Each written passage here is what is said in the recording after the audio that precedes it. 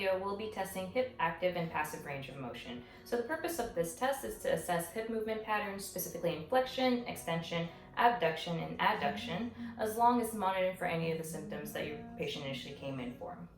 So I'm going to be moving your hip in a couple different directions. You may or may not feel some tension in the hip, and that's fine. Just let me know if you start to feel any of your symptoms, okay? Okay. So for hip flexion, you want to have your patient in supine position and you standing on the ipsilateral side. Preferably you want to have your patient remove their shirt so you get a better visual of how the back may move in relation to the hip.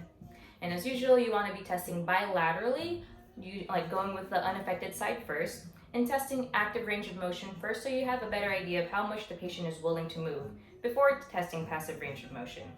So for hip flexion and extension, you want to use the greater trochanter as your axis of rotation, bisect the ASIS and PSIS as your stationary arm, and use the lateral epicondyle of the femur as your moving arm. So before we begin, how do you feel? Pretty good. Okay, so like I said, we're just going to be moving your hip in a couple different directions. You may or may not feel that tension or compression in the hip. Let me know if you start to feel your symptoms, okay? Okay. Okay, so for this first test, I'm just going to have you bring your right knee towards your chest. How does that feel? Good. Okay, and just relax for me. So now I'm going to be moving it for you, okay? So just relax. So from here, you're going to grab the testing leg. With one hand, you want to stabilize the contralateral ASIS. And with the other hand, you're just going to push the hip into as much hip flexion as the patient can go. All right, here we go. How does that feel? Good. Any pain, like your symptoms? No. And just relax for me. Good.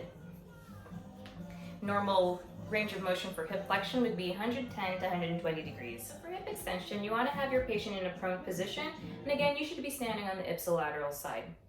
So for this part, I'm going to have you just keep your left leg as straight as possible, and I'm going to have you lift up that left leg as high from the table as you can. Lift up, and how does that feel? Pretty good. And then relax for me. And then for passive range of motion, you want to be stabilizing from the ischial tuberosity. So I'm going to be placing my hands on your lower gluteal area, okay? Mm-hmm. Do I have your permission? Yeah. Okay. So with one hand, you're going to be locating the ischial tuberosities.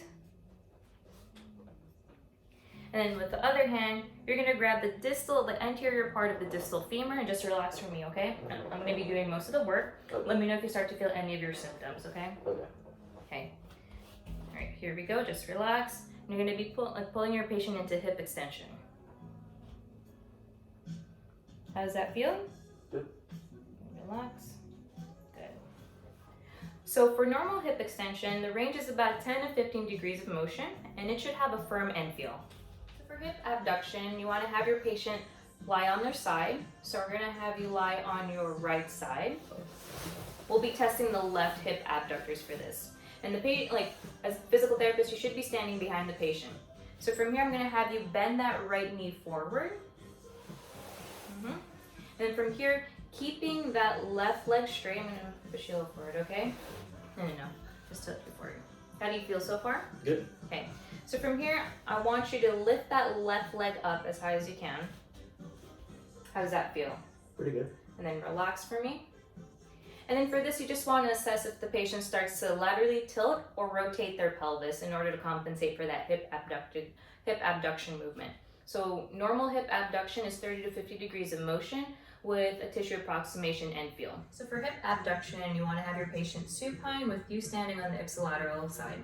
So from here, with one hand, you're going to stabilize the distal femur of the contralateral leg.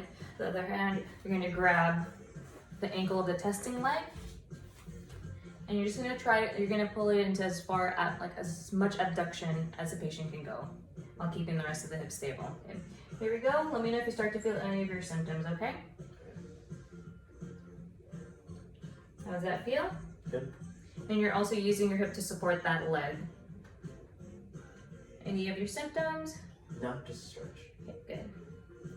Relax. Good. So normal ranges for hip abduction would be 30 to 50 degrees, and you should expect a tissue stretch and feel. So for hip adduction, you still want to be standing behind the patient as the patient goes into the motion. You're going to have your patient roll onto the testing side. So I'm going to have you roll onto your left side. And I want you to cross your right leg over as such. Okay, How does that feel so far? Pretty good. Okay, so I want you to keep that left leg straight. I'm just gonna help you. Okay. And then from here, just try keeping that left leg straight. I want you to lift it up as high as you can. How's that feel? Pretty good. And just relax for me. And for this, your normal range of motion for hip adduction is 30 degrees, and it should have a tissue approximation and feel. Hip adduction, you want to be standing on the contralateral side of your patient. And from here, you're going to be crossing the contralateral limb across the testing leg, like such. How do you feel so far? Pretty good. And with one hand, you're going to be stabilizing that contralateral limb, and then grabbing onto that testing leg and pulling it into as much adduction as you can. All right, here we go. Just relax. How do you feel? Good. Good. And relax. Okay. And then normal range of motion for hip adduction would be 30 degrees with a tissue approximation and feel.